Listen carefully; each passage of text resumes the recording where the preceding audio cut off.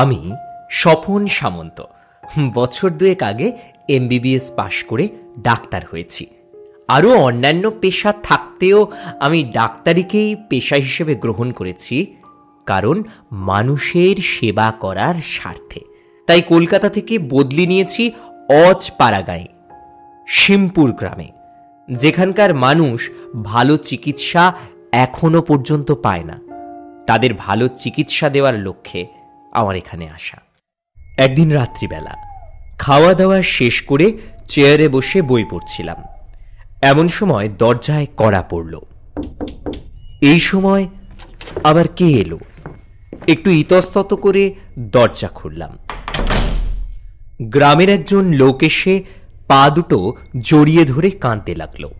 ডাক্তারবাবু, ডাক্তারবাবু, আমার বউকে বাঁচান, আপনি একবার আমার সঙ্গে চলুন। জিজ্ঞাসা করলাম, কি হয়েছে বলো? সে ততই কাঁদতে থাকে, আর কিছু বলতে পারে না। ডাক্তারবাবু, আপনি আমার সঙ্গে চলুন। অগত্যা শেষ পর্যন্ত বাধ্য হয়েই বলতে হলো, আচ্ছা আচ্ছা ঠিক আছে, চলো। গ্রামের পথ ধরে এই নিশুতি রাতে দুজনে চলতে থাকলাম। কিছুক্ষণ চলার পর লোকটি একটি বাড়ির সামনে এসে থমকে দাঁড়ালো। বলল, ডাক্তারবাবু, এটাই আমার ঘর, আসুন, ভিতরে রোগী আছে। রোগী দেখে ওষুধ দিয়ে লোকটির বাড়ি থেকে বের হতে অনেক রাত হয়ে গেল। রাস্তা দিয়ে আসার সময় মাঝপথে কি একটা ভারী জিনিস মাথায় লাগলো। থমকে দাঁড়িয়ে পড়লাম।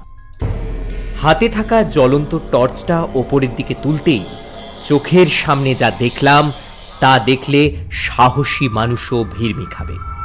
দেখলাম গাছ থেকে গলায় দড়ি দিয়ে ঝুলছে একটি বউ, পরনে তার লাল পাড় শাড়ি। গভীর রাতে একাকী ওই স্থানে বেশিক্ষণ থাকতে সাহস হলো না। ভয়ের চোটে পরিমরি করে ছুটতে লাগলাম। আমি বাড়িতে এসে শুয়ে পড়লাম। রাতে ভালো ঘুম হলো না সেদিন। থেকে থেকে সেই বউটির মুখখানা চোখের সামনে ভেসে উঠছে। এপাশ ওপাশ করতে করতে যেই চোখ দুটো একটু বুজিয়েছি, ঠিক তখনই শুনতে পেলাম কে যেন বলছে, ডাক্তারবাবু, ডাক্তারবাবু, আমার শ্বশুরবাড়ির লোকেদের অত্যাচার সহ্য করতে না পেরে আমি গলায় দড়ি দিয়েছি ডাক্তারবাবু। আপনার কাছে আমার অনুরোধ, আপনি কিন্তু ওদের আমার ডেড সার্টিফিকেট দেবেন না। আপনি ওদের আমার ডেড সার্টিফিকেট দেবেন না। ঘুমটা সঙ্গে সঙ্গে ভেঙে গেল। বিছানা ছেড়ে জানালার সামনে দাঁড়িয়ে আকাশ পাতাল ভাবতে লাগলাম। পরপর ঘটনাগুলো কেমন যেন বেমানান। রাত্রি শেষ হয়ে ভোরের আলো ফুটতে শুরু করেছে। তাড়াতাড়ি মুখে চোখে জলের ঝাপটা দিয়ে বেরিয়ে পড়লাম বাড়ি থেকে। গ্রামের লোকজনেদের ডেকে একটি ব্যবস্থা করতে হবে। কিন্তু ঘটনাস্থলে গিয়ে দেখলাম আধো অন্ধকারের মধ্যে কয়েকজন লোক গাছ থেকে লাশ নামানোর চেষ্টা করছে। বুঝলাম ব্যাপার সুবিধের নয়। এরা নিশ্চয়ই বউটির শ্বশুর বাড়ির লোক। লোক জানাজানি হবার আগেই ব্যাপারটা ধামাচাপা দিতে চাইছে। কিন্তু আমি তো কিছুতেই তা হতে দেব না। সাহসের সঙ্গে এগিয়ে গিয়ে রুখে দাঁড়ালাম। ডেড বডি যেভাবে আছে সেভাবেই থাকবে। গ্রামের লোক আসুক, পুলিশকে খবর দেয়া হোক, তারপর যা করবার তারাই এসে করবে। তোমরা এই মুহূর্তে এখান থেকে চলে যাও। কড়া ধমক শুনে লোকগুলো প্রথমে থমকে দাঁড়ালো। তারপর তাদের মধ্যে একজন বলে উঠল, ডাক্তার বাবু, কেন মিছে ঝামেলা করছেন? আপনি বরং ডেথ সার্টিফিকেট লিখে দিন, তাতে সকলেরই সুবিধে হয়। চিৎকার করে উঠলাম, না, কখনোই না। তোমাদের মতো খুনি লোকেদের কঠোর শাস্তি হওয়া উচিত। আমি এক্ষুনি গ্রামের লোকেদের ডেকে আনছি। পিছন ফিরতেই প্রায় সঙ্গে সঙ্গেই কানে এলো, কাজটা ভালো করলেন না ডাক্তার বাবু, এর ফল কিন্তু আপনাকে পেতে হবে।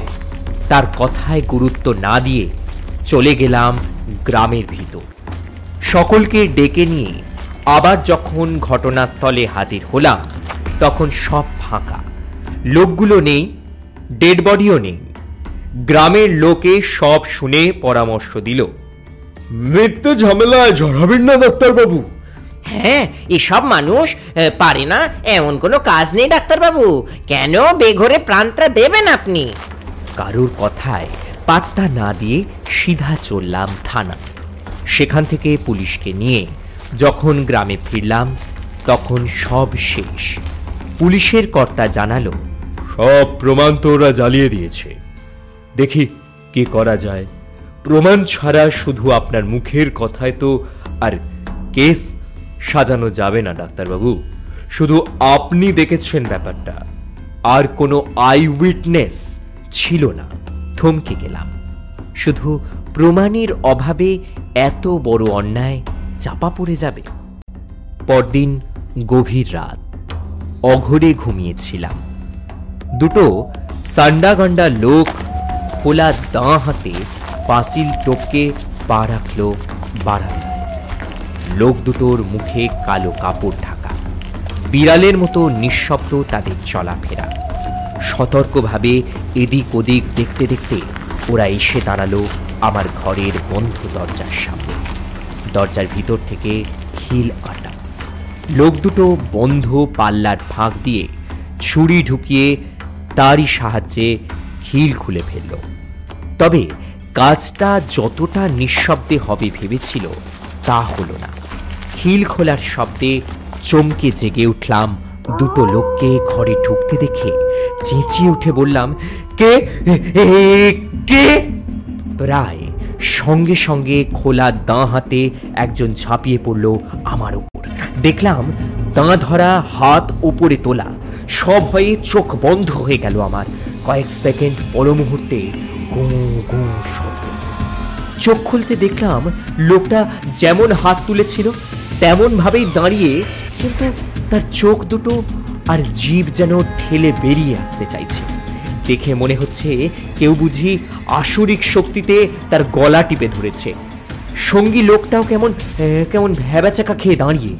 পলকের মধ্যে আমার চোখের সামনেই লোকটি মুখ থুবড়ে মাটিতে পড়ে গেল, আর উঠল না।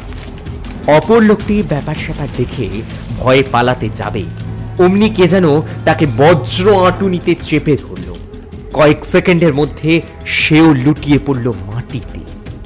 ঘটনাটি এমনই অবিশ্বাস্য আর এত দ্রুত ঘটে গেল, কেমন করে যে ভ্যাবাচাকা খেয়ে ফ্যাল ফ্যাল করে দেখতে লাগলাম মাটিতে পড়ে থাকা লাশ দুটির দিকে। রাতটা যে কিভাবে কাটলো তা আমি শুধু জানি। সকাল হতে খবরটা ঝড়ের বেগে ছড়িয়ে পড়ল সারা গ্রামে।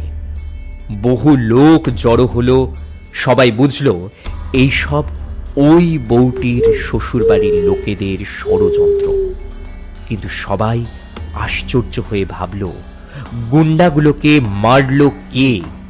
একমাত্র আমি বুঝেছিলাম এ আর কেউ নয়, সেই বউটি তার হত্যার প্রতিশোধ নিয়েছে এবং আমাকেও প্রাণে বাঁচিয়েছে। বেলা বাড়তে আর একটা চাঞ্চল্যকর খবর গাঁ তোলপাড় করে দিল। কে বা কারা বউটির স্বামী এবং শ্বশুরকে গলা টিপে হত্যা করেছে।